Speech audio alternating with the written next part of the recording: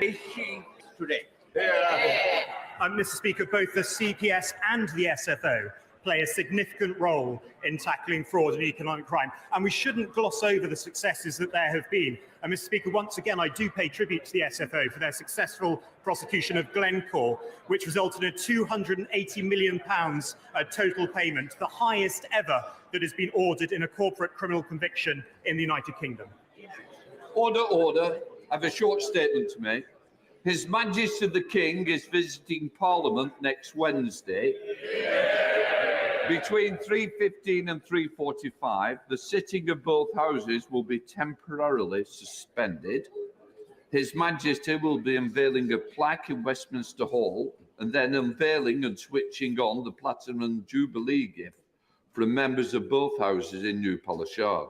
Members wishing to attend either location should email Blackrod's office by 4 p.m. tomorrow. Before we come to Prime Minister's questions, I would like to point out that the British Sign Language interpretation proceedings is available to watch on Parliament Live TV. We start with questions to the Prime Minister. Dr. Philippa Whitford. Question number one, Mr. Speaker. Mr. Speaker, this morning I had meetings with ministerial colleagues and others. In addition to my duties in this House, I shall have further such meetings later today. Dr. Philippa. Thank you very much, Mr. Speaker. Yesterday, the United Kingdom in its current form turned 100 years old. But neither the Prime Minister nor the leader of the Labour Party seem to recognise the challenge of the Supreme Court ruling as to the very nature of the union. He didn't answer me 2 weeks ago, so can the Prime Minister clarify if he still believes the UK is a voluntary union? And if so, can he explain the democratic route by which the people of Scotland can choose whether to stay in it or not? Well, Mr. Speaker, we fully respect the decision of the Supreme Court and believe strongly in the United Kingdom. And as I said to the Honourable Lady last time, we will work constructively with the Scottish Government to deliver for the people of Scotland. Anthony Brown. Thank you, Mr. Speaker. Financial scams are the most common form of crime, causing immense emotional and financial distress to millions of people. And government efforts in this matter have tended to focus on making sure that scammers can't launder their proceeds of crime and that victims get compensation. Both of those are really important, but they're acting after the scams happened. Does my right honourable friend, the Prime Minister, agree with me that government departments, regulators and industry, perhaps guided by an anti-scams task force, could do far more to stop scams happening in the first place? And will he meet with me to talk about this? Well, Mr. Speaker, my honourable friend is right to highlight the hurt that scammers and fraudsters can cause. We are working closely with industry to block more fraudulent calls from reaching the public, and importantly, our new online safety bill will place duties on the largest internet companies to tackle scam ads. I would be happy to meet with my honourable friend to discuss further. We now come to the Leader of the Opposition, Keir Starmer. Thank you, Mr. Speaker. Can I start by welcoming the new Member of Parliament for the City of Chester to her place in this House. It's the best result for Labour in the 105 years we've been fighting that seat, and I look forward to working with her to build a better future for the people of Chester. Mr. Speaker, the Conservative Party promised the country it would build 300,000 houses a year. This week, without asking a single voter, the Prime Minister broke that promise by scrapping mandatory targets. What changed? Mr. Speaker, let me start by also welcoming the Honourable Lady to her place. Now, the Honourable Gentleman comes here every week, and I know he's focused on the process and the politics, but I don't think he's actually taken the time to read the detail of what we are doing to improve our planning system. So let me just explain what we are doing. Mr. Speaker, we are protecting the green belt. We are investing millions to develop brownfield sites. And we're providing support and protection for local neighbourhood plans. Just this morning, the Shadow Housing Secretary said, communities should have control over where homes are built and what sort of homes are built. That's my position, that's her position. What's his position?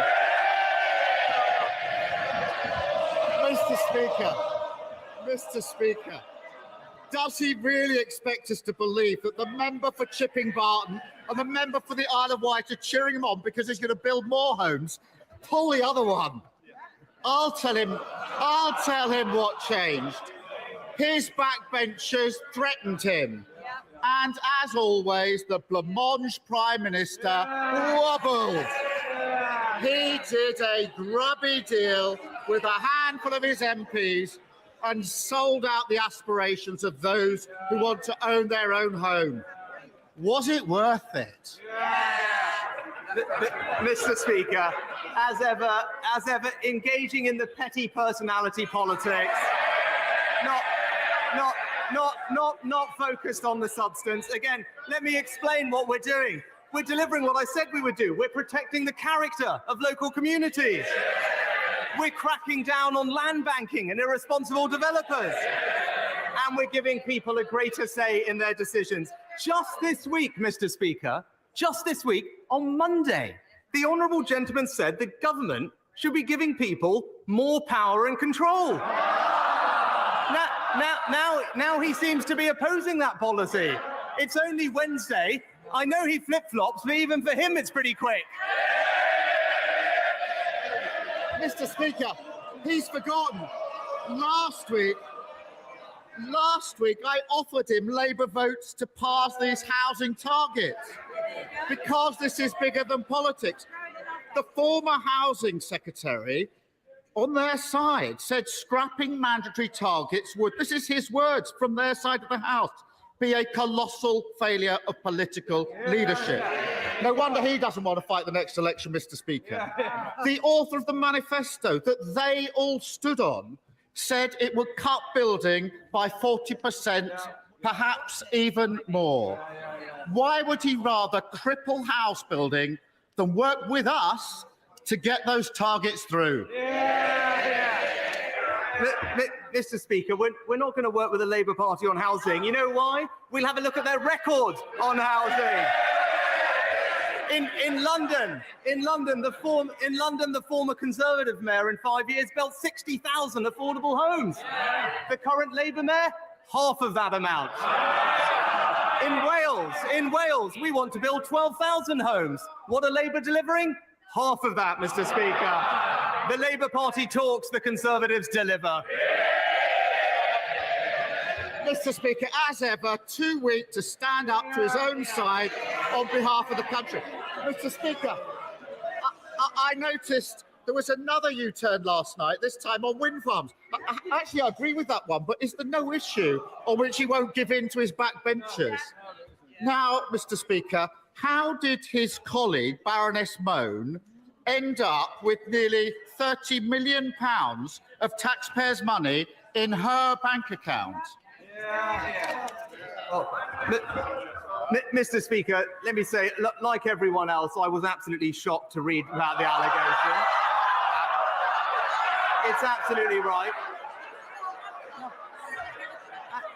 It's absolutely right that she is no longer attending the House of Lords and therefore no longer has the Conservative whip. Again, the one thing we know about the honourable gentleman, he is a lawyer. He should know there's a process in place.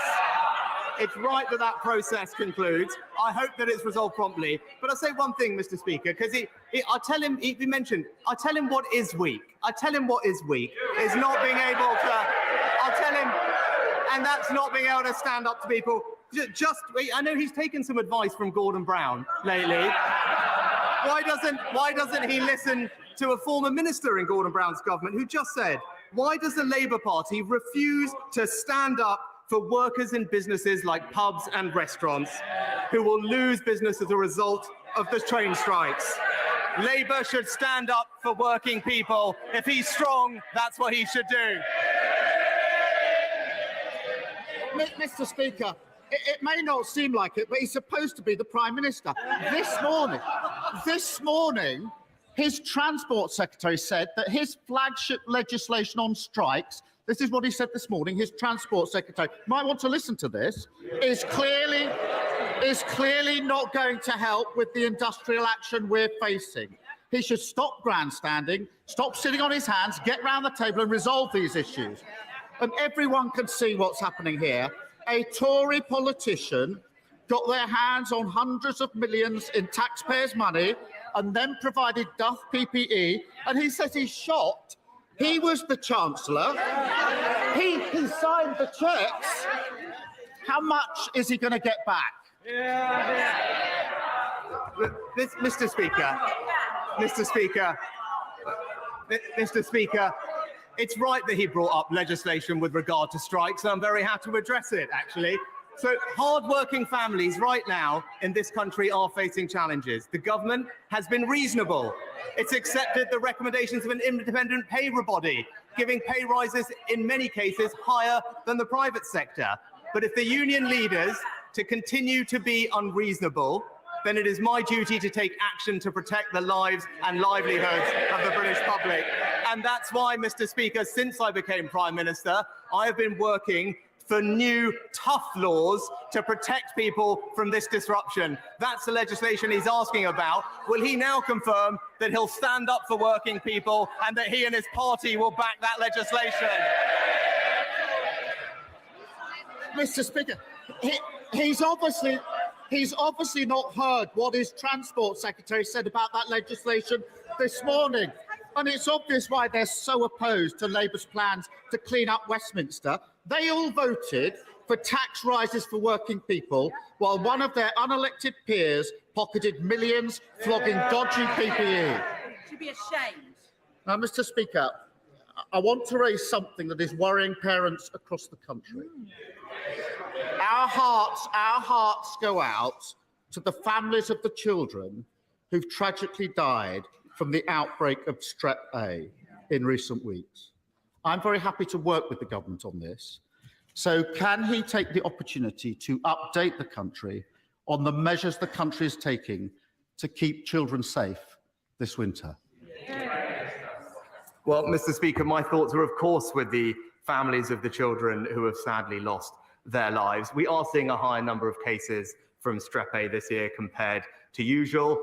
What I can say is that the NHS, who I've sat down to talk about this, are working very hard to make sure parents are aware of the symptoms that they should be looking out to, because this can be treated appropriately with antibiotics. There are no current shortages of drugs available to treat this, and there are well-established procedures in place to ensure that that remains the case. And the UK SHA are monitoring the situation at pace, and what they have confirmed is that this is not a new strain of Strep A, so people should be reassured about that. There is no reason to believe that it's become more lethal or more resistant to antibiotics. So the most important thing for parents to do is look out for the symptoms and get the treatment that is available for them.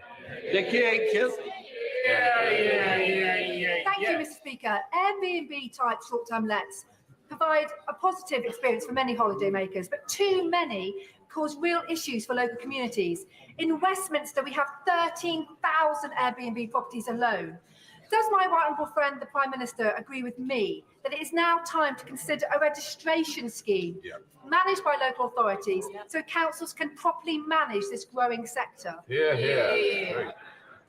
My right honourable friend, the Levelling Up Secretary, has indeed said that we will deliver a new tourist accommodation registration scheme, something I know my honourable friend has asked for. It will increase appropriate regulation of the sector, better understand and monitor the impact on local communities, and we will also consult on whether planning permissions should be required for new short-term holiday lets, especially in tourist hotspots.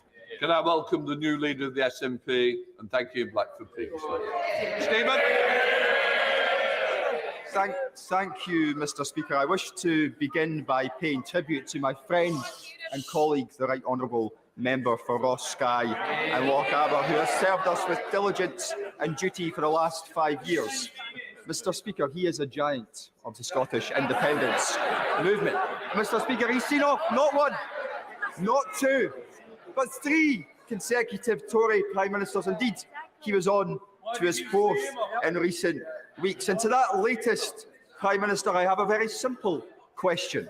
What does he consider to be the greatest achievement of the Conservative Party in government since 2019? Leaving the single market and customs union, ending freedom of movement, denying Scotland her democracy, or getting the Labour Party to agree with all of the above? Mr. Speaker, can I start by offering my genuine and warm, heartfelt best wishes to the right honourable member for Ross Skye and Lochaber. I know the whole House will miss his weekly contributions.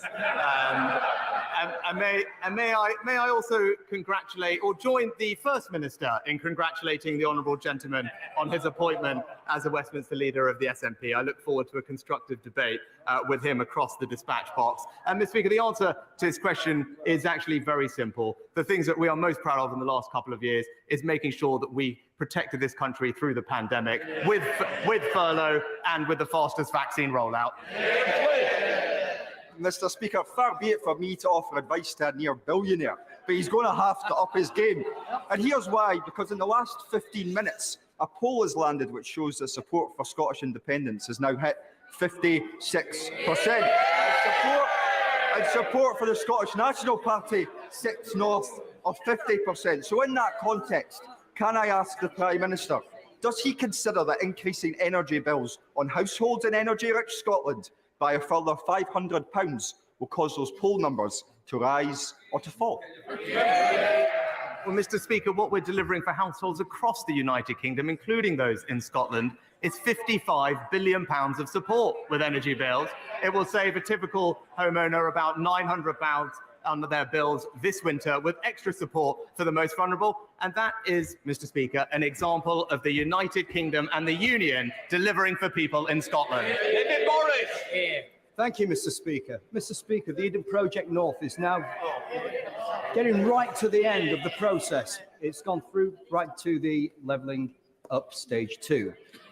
It has planning permission, it has land allocation, it has everything that's going to offer the north of England. Prime Minister, when are we going to be getting the Eden Project North?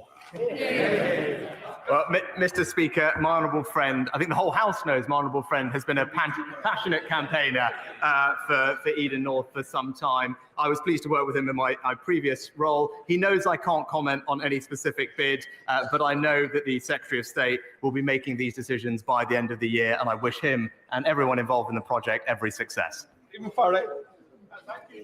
Most people and businesses in Northern Ireland accept the need for the protocol and want to see negotiated, pragmatic solutions to the various challenges. While there has been a clear improvement in the mood music between the UK and the European Union over recent weeks, there is a growing frustration and concern at the slow rate of actual progress in those talks. So what steps can the Prime Minister take to inject some momentum into those negotiations? And indeed, can I encourage him to visit Northern Ireland as soon as possible, preferably before Christmas, to engage with local stakeholders around the protocol, and also to hear views on how the Assembly can be restored via reform? Well, can I thank the honourable gentleman for his question, and I enjoyed meeting him recently to discuss these issues. Let me give him and the people of Northern Ireland my assurance that I want to see the issues with the protocol resolved as quickly as possible. I do believe that if people enter into these talks that we are having in a spirit of goodwill and pragmatism, that we can indeed find a way through. My right honourable friend, the Foreign Secretary and Vice President Sefcovic are in regular dialogue, and I will take on board his suggestion to come visit Northern Ireland to discuss these things in person. Henry. Thank you, Mr. Speaker. We just had Small Business Saturday, where we marked the important impact small businesses have on our local communities. I, like many of my colleagues, have spoken to these businesses and heard just how great their concerns are for their future. When the Prime Minister was Chancellor earlier this year, he went with me to Fred Hallam in Beeston, a business established in 1908. SMEs such as this face their pandemic and now rising energy costs. Can the Prime Minister lay out how he will ensure businesses such as Fred Hallam will be supported in the coming months so that they may thrive and continue to provide vital goods and services to my constituents in Broxton?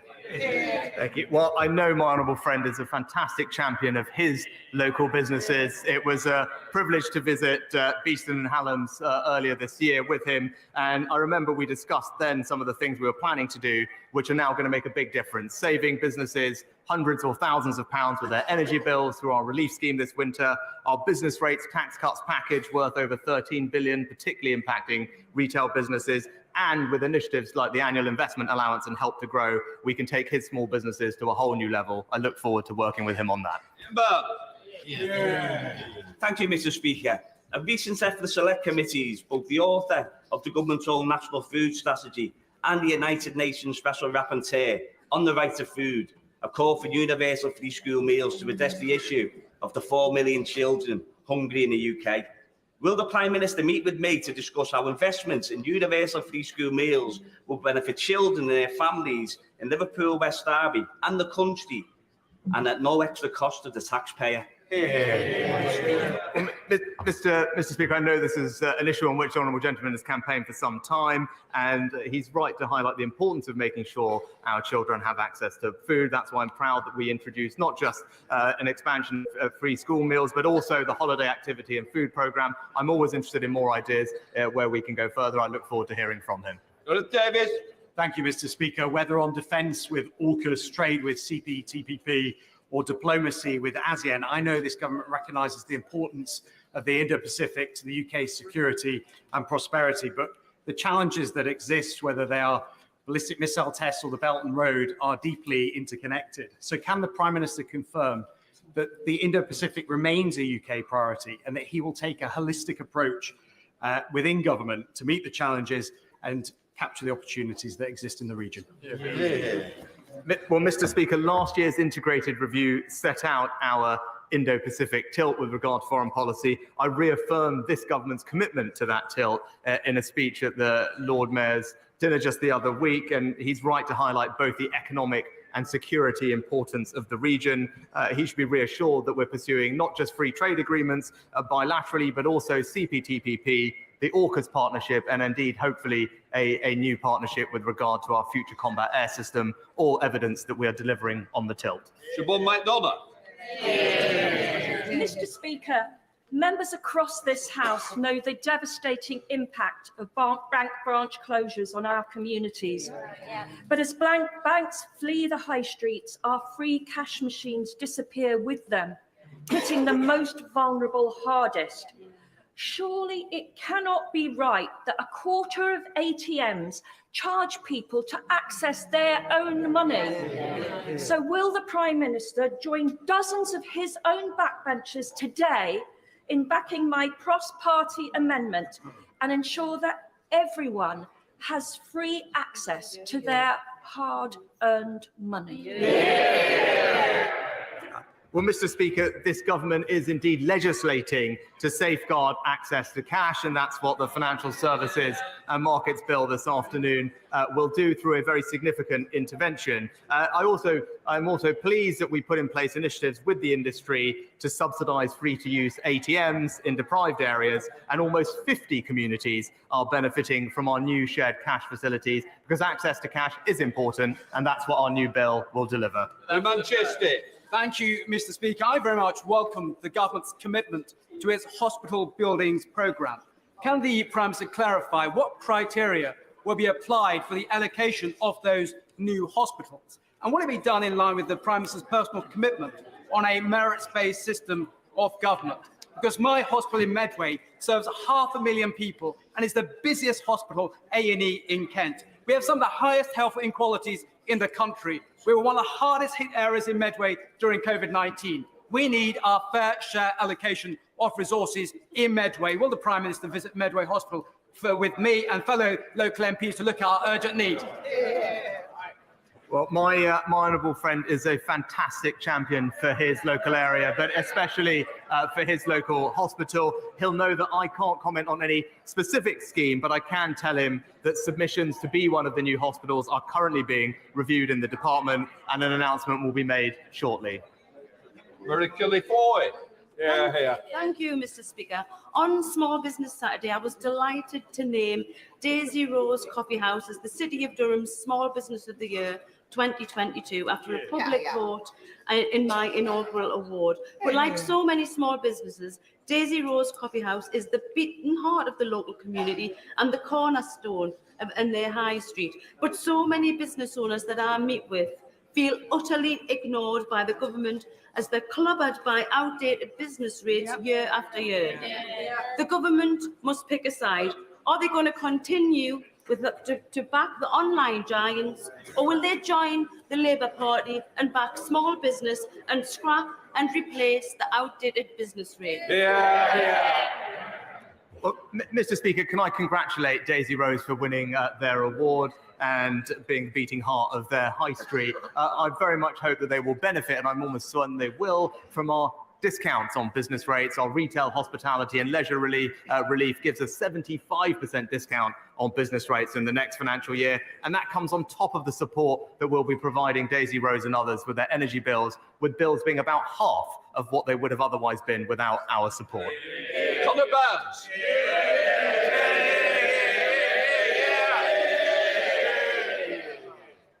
Thank you, Mr. Speaker.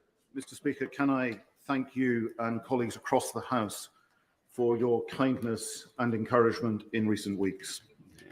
Can I ask my right honourable friend, the Prime Minister, this afternoon to recommit the government he leads to our ambition of levelling up communities in every part of our great United Kingdom? And to that end, could I invite my right honourable friend to come and visit my Bournemouth West constituency and see the latest school rebuild, the multi-million-pound rebuild of the Oak Academy, which will stand as a lasting tribute of opportunity to the people I have the privilege of serving in this House. Yeah. Well, Mr. Speaker, can I say that it's very nice to hear from my right honourable friend today, and he's absolutely right. There is no better way to spread opportunity around the country than by investing in our children's future. I'm absolutely delighted that Oak Academy in his constituency is benefiting from our school rebuilding programme, and I will certainly ask my office to keep his kind invitation in mind. Alan Doran. Thank you, Mr. Speaker. Mr. Speaker, I've raised this matter before, but despite meeting with a previous Prime Minister in 2020, this matter has not progressed. In 1984, I was a serving police officer in the Metropolitan Police when on the 17th of April, WPC Yvonne Fletcher was shot in the back and killed whilst policing a political demonstration outside the Libyan embassy. No one has ever been charged in connection with her murder. In November last year, in delivering his judgment in a civil case, a senior High Court Justice, Mr. Justice Spencer, said, "I'm satisfied that on the balance of probabilities that the defendant, Saleh Mabrouk, is jointly liable for the shooting of WPC Yvonne Fletcher on the doctrine of common design." Will the Prime Minister meet with me to see how this case may be taken forward and finally bring those responsible for the murder of Yvonne to justice in a criminal court? Oh, can I thank the honourable gentleman for his continued work on this case. As he said, it's something that he has raised before. He'll appreciate that while I can't speak in detail on any particular case, there are differences in the standard of proof required for civil and criminal proceedings. That said, the CPS will consider any new information that is referred to them by the police in relation to this case. And of course, I'd be very happy to meet with him. Jackie Doyle-Price. Returning to the theme of communities being able to decide where to build, in Thurrock, we embrace our obligations to deliver more new homes. And at Arena Essex, we have an application to deliver 2,500 new homes ready to go. However, there is a standing objection to any development over 300 homes from National Highways because of the impact on Junction 30 M25. Could I ask my right honourable friend what advice he gives to Thurrock Council as to how they can deliver their housing obligations with this national constraint?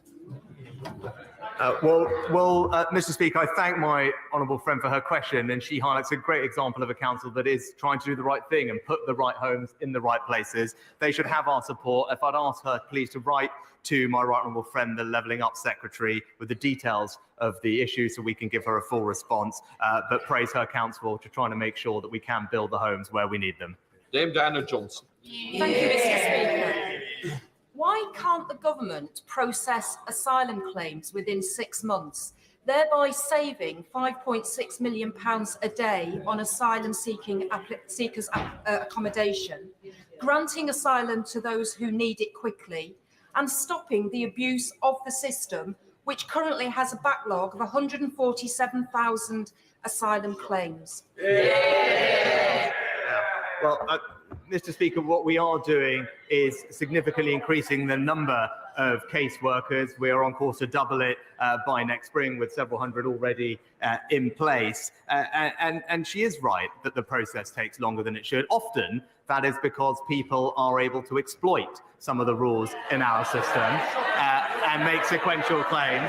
That is exactly the type of thing that the Home Secretary and I are working on fixing, and I look forward to having the party opposite support when we do. Thank you, Mr. Speaker. There have been more reported deaths and adverse reactions following mRNA vaccination in 18 months than there has been to every conventional vaccine administered worldwide for the last 50 years. And given that mRNA vaccines are not recommended for pregnant women or those who are breastfeeding, would my right honourable friend overturn the Big Pharma-funded MHRA's recent recommendation that these experimental vaccines are administered to children as young as 6 months of age? Well, Mr. Speaker, let me first say that I believe COVID vaccines are indeed safe and effective. And no vaccine, COVID or otherwise, will be approved unless it meets the UK regulator standards of safety, quality and effectiveness. We have an independent body. The JCVI determines which age groups the vaccine is recommended for use in as part of the vaccination programme. And of course, the ultimate decision will lie with parents. Thank you, Mr. Speaker. During COVID, we all applauded our NHS nurses who put their lives on the line to help millions of our constituents and our loved ones. But we now know that at the same time, Tory spivs were helping themselves, using their connections and COVID to help themselves to millions of pounds of public money. Why is the Prime Minister on the side of the spivs and not on the side of the nurses? Well, Mr. Speaker, what everyone was doing at the time was working as hard and as quickly as they could to get the PPE to get the PPE needed for our frontline workers, including our nurses. Actually, there was an independent procurement process. Ministers were not involved in the decision making, but it was right, Mr. Speaker, but that people gave their ideas about where to get them from. Indeed, the Shadow Chancellor herself suggested that we should get PPE from a law firm. She suggested we should get ventilators from a football agent. Everyone was trying as hard as they can. We should remember the context and stop playing politics. Thank you, Mr. Speaker. 2 weeks ago, more than 350 people attended a meeting in Skegness to discuss the use of 5 seafront hotels to house asylum seekers. They were united in their view that there was a long-term economic impact and a pressure on public services. They told me loud and clear that, like the Prime Minister, they think hotels are the wrong place for asylum seekers. Does he agree with me that the government needs urgently to lay out a plan that moves beyond the use of hotels, puts asylum seekers in the right place for them and the right place for coastal communities such as those in Skegness? I completely agree with my honourable friend. We are now spending £6 million a day housing asylum seekers. Hotels are incredibly expensive. We will urgently bring forward proposals to reduce the pressure, but as he knows, as I know, the best way to solve this problem sustainably is to reduce the number of illegal migrants coming to the United Kingdom, and that's what this government will deliver. Thank you, Mr. Speaker. Audit Wales has confirmed that the Welsh Labour government responded well and got on with the job of delivering value for taxpayers' money. Can the Prime Minister tell the House what first attracted him to awarding £1 billion of COVID contracts to Tory donors and supporters, and what is he doing to claw taxpayers' money back? Again, Mr. Speaker, we delivered 32 billion pieces of PPE to the front line at a time when there was a global shortage. As I've already said, everyone tried to do their bit. We heard recommendations from the Shadow Chancellor, but it was right that hers and everyone else's suggestions went through an independent process where ministers were not involved in the decisions. Robin Walker. Josh McAllister's independent review of children's social care has been with the government since May, and I understand there's been some disappointment that the response to it won't be published before Christmas. But can the Prime Minister ensure, given the very important recommendations about some of the most vulnerable children in our society and the families who support them, the people who support them, that there will be a strong and robust government response as early as possible in the new year? Yes, my honourable friend obviously knows this subject area well. He's right to highlight the importance of making sure that we do provide good quality support to vulnerable children. The report has a lot of interesting suggestions in it, and he's right, and I can commit to him, we will respond in due course. Final question, Claire Hannah. Thank you very much, Prime Minister. Over 70% of Northern Ireland's international tourists arrive to Dublin and travel across the land border. The UK government's proposed electronic travel authorisation would likely mean the North being struck off the itinerary of operators and many independent travellers. And the last thing we need is a barrier to one of our biggest economic drivers, to say nothing of the impact on non-Irish and British people living in Ireland. Members from across the House have acknowledged that our border isn't a normal one. Will the Prime Minister commit to scrapping this unworkable proposal? Mr. Speaker, I can give the Honourable Lady my assurance that we remain very committed to the common travel area and indeed do not want to see any checks on the island of Ireland, and that's why we're working very hard to resolve the issues with the protocol and ensure Northern Ireland's place in the United Kingdom. Obviously, it's not Huddersfield. Right, let us go on to the urgent question. Urgent question, Dame Margaret Hodge. Right.